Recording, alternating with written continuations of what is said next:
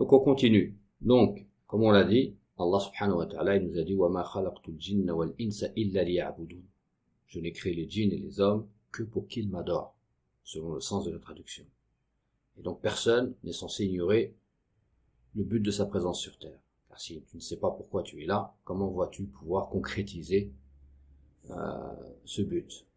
Et ce que l'on doit savoir également, c'est que ton adoration, donc qui est le but, ton adoration d'Allah, qui est le but de ta présence sur terre, pour qu'elle soit acceptée, elle doit remplir deux conditions, qui sont al-ikhlas, c'est-à-dire que cette adoration ne doit être destinée exclusivement qu'à Allah, comme Allah le Très-Haut a dit, وَمَا أُمِرُوا إِلَّا لِيَعْبُدُوا اللَّهَ مُخْلِصِينَ لَهُ الدِّينَ.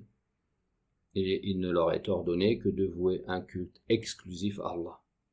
Et la deuxième condition, qui est que cette adoration, elle doit être conforme à la sunna de notre prophète, Muhammad sallallahu alayhi wa sallam, comme il nous en a informé lorsqu'il a dit, sallallahu alayhi wa sallam, Man amila amalan laysa alayhi amruna fahuwa rad. Celui qui accomplit une action sur laquelle il n'y a pas notre ordre, verra son œuvre rejetée. Et cela, en règle générale, c'est su par la plupart d'entre nous, walillahi alhamd. Mais une chose qu'on doit savoir également, c'est que nos adorations, quelles qu'elles soient, elles doivent être bâties sur trois piliers. L'adoration est bâtie en islam sur trois piliers. Le premier de ces piliers, c'est hubbullah, l'amour d'Allah. Le deuxième, c'est raja'ullah, l'espoir en Allah. Et le troisième de ces piliers est khawfullah, la peur d'Allah, le fait qu'on ait peur de notre Seigneur. Et donc celui qui adore Allah avec ces trois piliers constitutifs de cette adoration aura parfait son adoration. Et on rapporte de certains élèves qui disaient Man abadallah bi raja'i wal khawfi wal mahabbati fahuwa abdun muwahhidun. Celui qui adore Allah azza wa jal avec l'espoir, la peur et l'amour, c'est lui le serviteur muwahhid, c'est-à-dire qui a concrétisé l'unicité d'Allah subhanahu wa ta'ala. L'imam Ibn al-Qayyim rahimahullah ta'ala a illustré ces trois piliers avec l'image d'un oiseau. Et il a dit que la peur et l'espoir ont le statut des ailes. Et l'amour d'Allah subhanahu wa ta'ala, qui est le premier de ces trois piliers, est pour l'adoration ce que la tête est pour l'oiseau. Donc toute adoration que l'on accomplit doit être constituée de ces trois éléments pour que celle-ci soit parfaite et complète. Donc le premier de ces piliers, c'est, on a dit, al-mahabba. L'amour d'Allah subhanahu wa ta'ala. Et c'est lui l'impulsion. Pourquoi on adore notre Seigneur? Parce qu'on aime Allah subhanahu wa ta'ala. C'est notre Seigneur, notre Créateur. Et l'être humain, en règle générale, il a été créé ainsi, dans sa fitra, il aime pour deux grands facteurs. Le premier de ces facteurs, c'est le beau, la beauté, la perfection. L'être humain, il a été créé ainsi. Il aime ce qui est beau. Il aime ce qui est parfait. Et le deuxième facteur qui, en règle générale, pousse l'être humain à aimer autrui, c'est al-ihsan, la bienfaisance qu'on peut avoir envers soi. Si quelqu'un se montre bienfaisant envers nous, cela nous pousse, en règle générale, à l'aimer, à avoir de bons sentiments à son égard. Et si on médite à propos de notre amour envers Allah subhanahu wa ta'ala, on s'aperçoit qu'il mérite pleinement, de manière absolue, notre amour pour ces deux facteurs. Premièrement, le beau, al-jamal. Inna Allah jamil, yuhibbul jamal. Allah est beau, et il aime la beauté, comme il a été rapporté par Ibn Mas'ud, et le hadith se trouve chez Muslim. Donc Allah se caractérise par la beauté, et bien entendu une beauté sans comparaison aucune avec celle de ses créatures.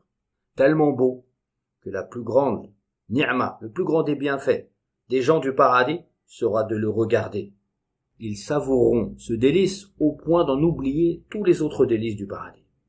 Comme il est venu dans l'authentique de Muslim, rapporté par Suhaib radiallahu anhu. À propos des gens du paradis, le prophète sallallahu alayhi wa sallam a dit فَمَا أُعْتُوا شَيْئًا أَحَبُّ إِلَيْهِمْ. Il n'y a pas une chose qui leur a été accordée qu'ils aiment plus que cela, c'est-à-dire que de regarder leur Seigneur. Et de même, comme on le sait, Allah Azza wa Jal, il a les plus beaux noms. وَلِلَّهِ الْأَسْمَاءُ الْحُسْنَى فَادْعُوهُ بِهَا. Ou encore Allah subhanahu wa ta'ala a dit Allahu la ilaha illa hu Lahul asma'ul husna. Allah point d'autre divinité que lui. Il a les plus beaux noms, selon le sens approximatif de la traduction. Wa kadhalika Allahu jamil fi awsafihi. Il est beau dans ses caractéristiques. Awsafuhu kulluha awsaful kamal. Ces caractéristiques sont tous des caractéristiques de perfection. Donc, Allah est aimé pour ce qu'il est. C'est-à-dire, Al-Ilah, la divinité, l'adoré.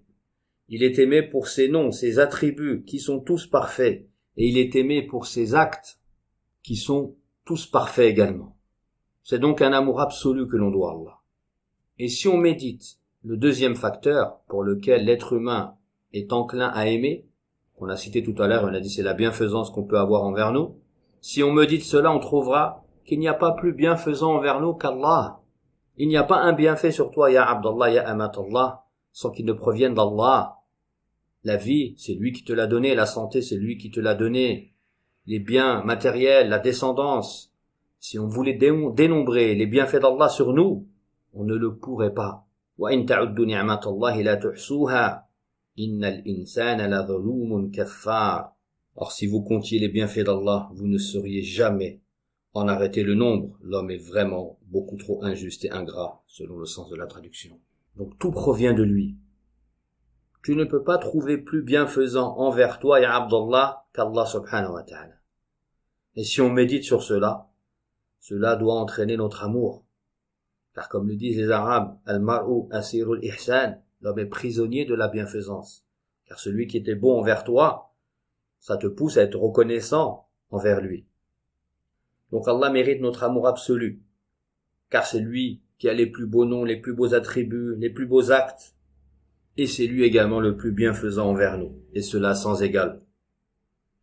Et c'est pour cette raison que fait partie de la douceur de la foi qu'Allah soit celui qu'on aime le plus en dehors de tout. Comme il est rapporté dans ce hadith, notamment par le Bukhari et d'autres, qui nous parlent des trois choses qui font partie de la douceur de la foi. Et parmi ces trois choses, il y a an yakuna Allah wa rasulahu ahabba ilayhi mimma siwahuma. Qu'Allah et son messager soient plus aimés auprès de lui que tout autre. Et c'est cet amour d'Allah qui engendre ou qui est l'impulsion qui nous pousse à l'adorer. Donc il n'y a pas de foi sans amour d'Allah. Et il n'y a pas de limite à l'amour d'Allah. Plus tu aimes ton Seigneur, plus tu iras vers son adoration. Contrairement à la peur et à l'espoir qui, eux, doivent avoir des limites sous peine de sortir du droit chemin. Et cet amour, Ibn al-Qayyim lui a donné le statut de la tête pour l'oiseau. Si vous coupez la tête de l'oiseau, il meurt. Si vous coupez l'amour, c'est notre foi qui meurt. D'autres comme Cheikh Abd al-Razzaq al-Badr, hafidahullah ta'ala, a dit que l'amour était pour la foi ce que l'âme est pour le corps. Une âme, un corps, il ne peut pas vivre sans âme. Et de même, ta foi ne peut pas vivre sans amour d'Allah subhanahu wa ta'ala. Et toujours Ibn al-Qayyim, rahimahullah ta'ala, donne à la peur et à l'espoir, comme on l'a dit, le statut des deux ailes pour l'oiseau. Si vous coupez l'une des deux ailes, l'oiseau ne pourra pas voler. Et il aura un cheminement bancal. De même, si vous ôtez la peur ou l'espoir de votre foi, votre cheminement religieux ne pourra pas être correct. Si vous n'avez que de l'espoir, alors vous n'avez pas ce qui vous empêche de commettre des péchés. Car c'est la peur d'Allah qui nous empêche de commettre des péchés. C'est le fait de savoir qu'on va se présenter devant lui et devoir rendre des comptes. Et si vous n'avez que la peur, c'est le désespoir qui vous guette. Car c'est l'espoir d'Allah qui nous pousse à continuer de faire des efforts malgré nos fautes que nous commettons quotidiennement. Car on sait qu'on a un Seigneur qui est pardonneur.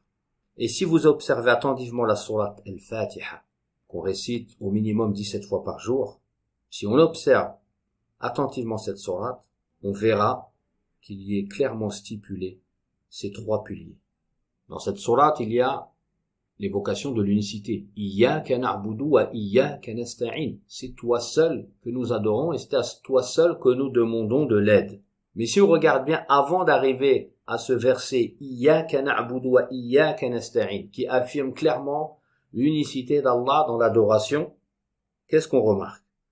On remarque que les trois piliers d'adoration sont évoqués. On commence la sourate en disant Alhamdulillah, toutes les louanges reviennent à Allah.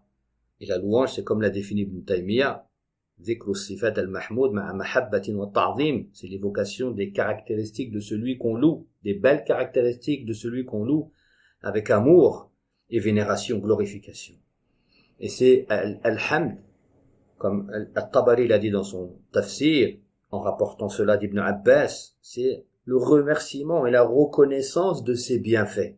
Donc ce verset nous rappelle les innombrables bienfaits d'Allah envers nous, ce qui ne peut que provoquer notre reconnaissance et notre amour, car il est le bienfaiteur par excellence.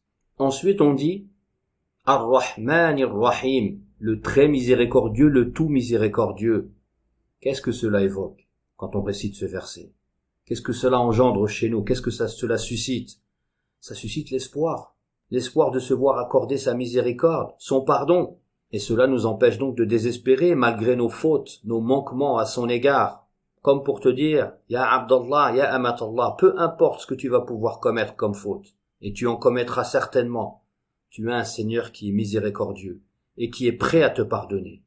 Et si tu commets des grands péchés, sache que la porte du repentir est ouverte.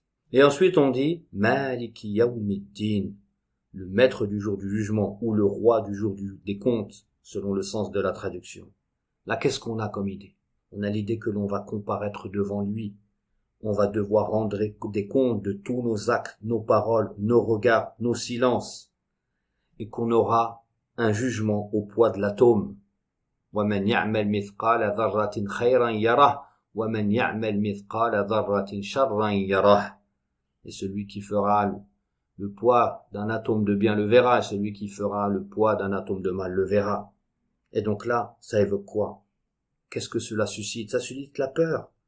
On prend conscience, oh attention, il est miséricordieux, mais on va devoir lui rendre des comptes.